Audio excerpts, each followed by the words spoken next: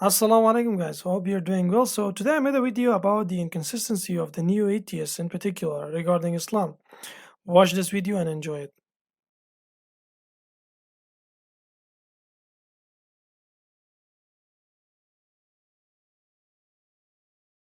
For example, and I got this from my late friend Christopher Hitchens. Is it sensible to assume that humans evolved in their present form somewhere between 250,000 to a million years ago? So you have a God who creates a universe and has 4.5 billion years of life evolving, and then Homo sapiens evolve and live in incredibly awful conditions for 250,000 years, and suddenly, in the middle of the desert, in a cave where no one can see it, he takes some poor schmo and says, I'm going to tell you the truth. And not only that, I'm going to allow you to save humanity.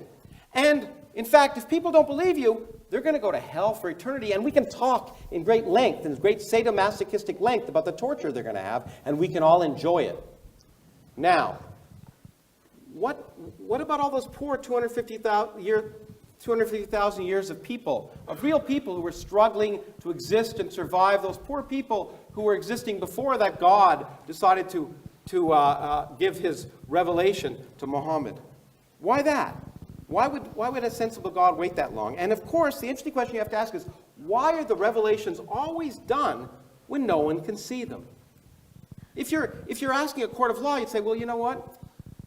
It just doesn't make sense. Why don't once it doesn't call down from the sky so everyone can hear them? Why is it always given to people in private who then claim they've had a revelation?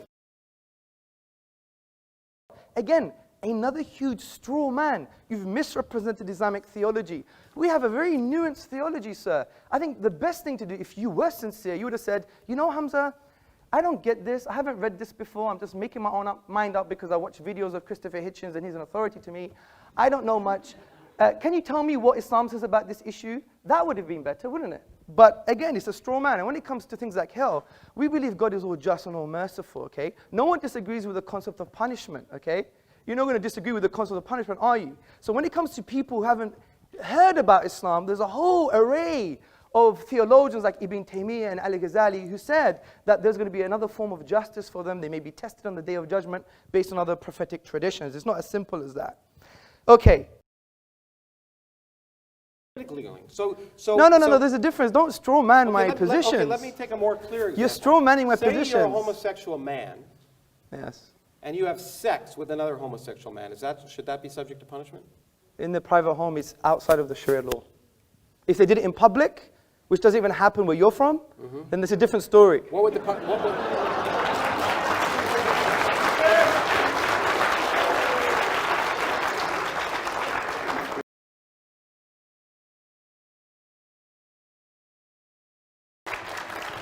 Okay, let me ask Professor Krauss a question. Why is incest wrong? It's not clear to me that it's wrong. Okay. It's clear to me. There's an evidence. So, see, this is precisely the point I'm trying to make, Professor Krauss, is that I find it quite interesting. Someone who adopts an atheist position would have strong moral judgments about a religious tradition, whereas your moral judgments, at best, are relative and subjective. Now, when you look about moral theory, from an Islamic perspective, in a religious perspective, you see that objective morals, like even pointing the finger and saying, you know, you're wrong, you're nonsense, Sharia law is backward, these kind of strong emotive things, I think we can only be that emotive and strong in an objective sense if you have God as a grounding for your objective moral values. Because if you take God out of the picture, he's the only concept that transcends human subjectivity. Social pressure, you know that doesn't work. Look what happened in Nazi Germany. You know, for example, evolution makes it end up being ephemeral and empty. If you look at the philosopher of science, Michael Rules, he said, you think loving thy neighbor as thyself is like you're referring above and beyond yourself. But essentially, it has no true meaning. It's just a product of survival and reproduction. So from this perspective, you don't have an ontological grounding for objective moral truths. The best you could do, what a lot of atheists have done, is, well, we believe in moral realism, which is moral truths are just moral truths because they are. Well, Islam just is, and the Prophet Muhammad upon whom peace just is, and the Quran just is. That's not an argument. So the reason I asked you that question, sir, was to say, how on earth, from an intellectual perspective, can we point the finger at religions from a moral perspective? And especially today's been, the irony is, most of your articulation against Islam has had a moral vibe to it, not a rational one, because you didn't deal with the premises of my argument. I did.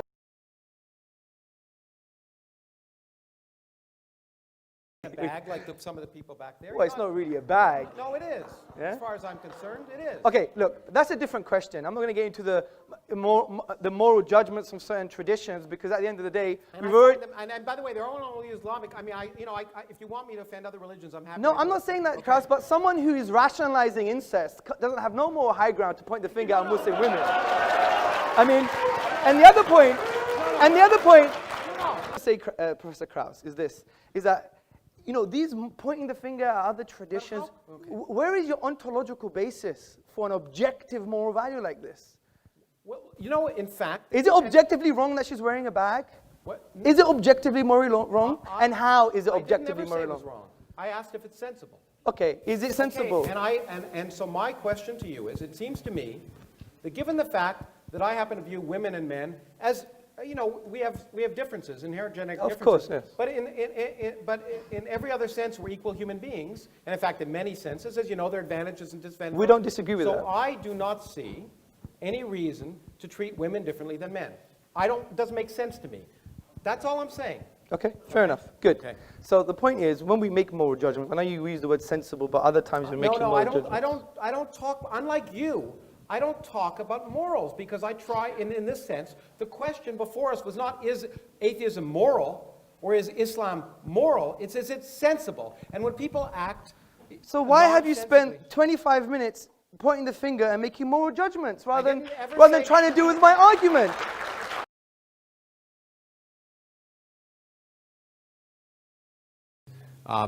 It will lead to a discussion.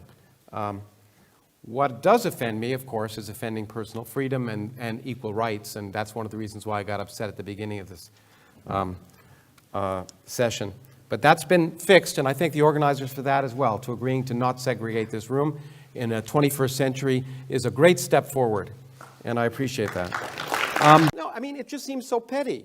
So why should we believe in a hateful, unmerciful, petty, sadomasochistic, homophobic, sexist God?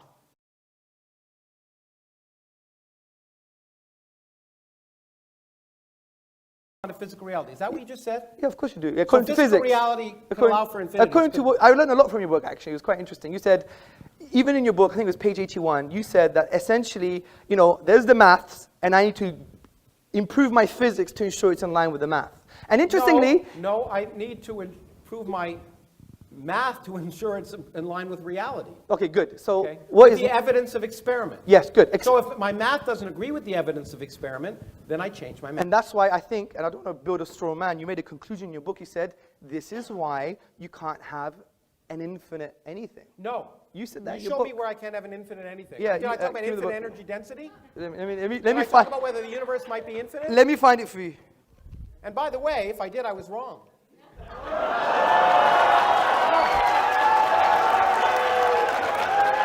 I mean, One second. That to me, No, that's honorable. That is No, honorable. that to me is the worst kind. That's That's what I find honorable. No, that is so honorable. I personally admit. offensive about these arguments is you quote people as if what they say matters. But the great thing about science is there are no authorities. I agree. There are no scientific authorities. Everyone can be wrong, and we all are. That is including- honorable. That is including honorable. the I have people to. who claim to be, including Benedict before he stopped being Pope. Yeah, 1 second. 1 second. Just bear with me. He wanted it here. It's here somewhere. No, I'm enjoying Yeah, it. please. No, this is good. This is good. Okay, so here we go. Infinity is not a pleasant quantity, however, at least as far as physicists are concerned, and we try to avoid it whenever possible. Clearly, the energy of empty space, or anything else for that matter, cannot be physically The infinite. energy of anything. No. You said, Sorry. or anything else for that matter. The energy of anything cannot be physically infinite. Where's that there? The energy of empty space or the energy of anything else. You're reading another book now. I wrote that. Well, Mohammed may not be here to talk about the Quran, but I'm here to talk about my book. And you don't even know your own book. And my book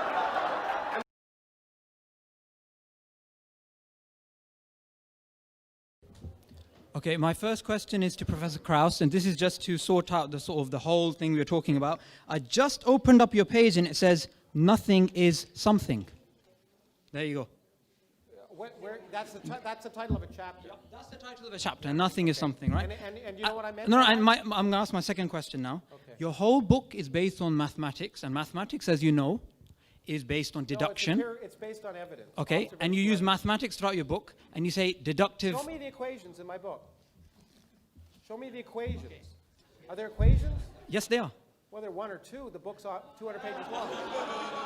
Okay, let me just ask my question. My first question was, you said nothing is something as soon as you open the book. Yeah. Secondly, you said deductive method, deduction doesn't work, and maths is based upon deduction. No, I said it may not work. No, you said it in the opening. Deduction doesn't work.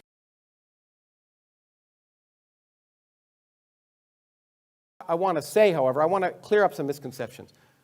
This idea of deductive arguments, which sounds good, is not the way we learn about reality. Okay? Deductive arguments just don't work. They lead to irrational actions.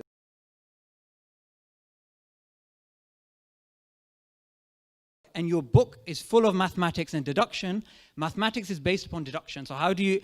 it's actually a good introduction to logical fallacies. Ooh.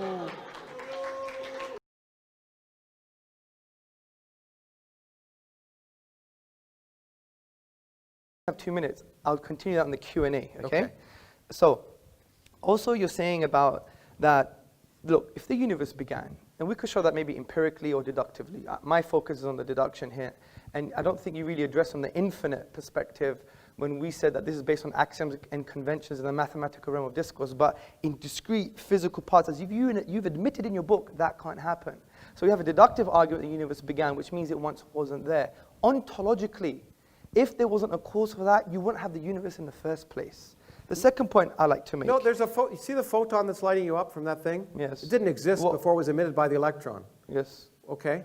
It didn't exist. Yes. It wasn't there. And you're saying there's no cause? It wasn't, point is, yeah, I'm saying this. What I'm saying is,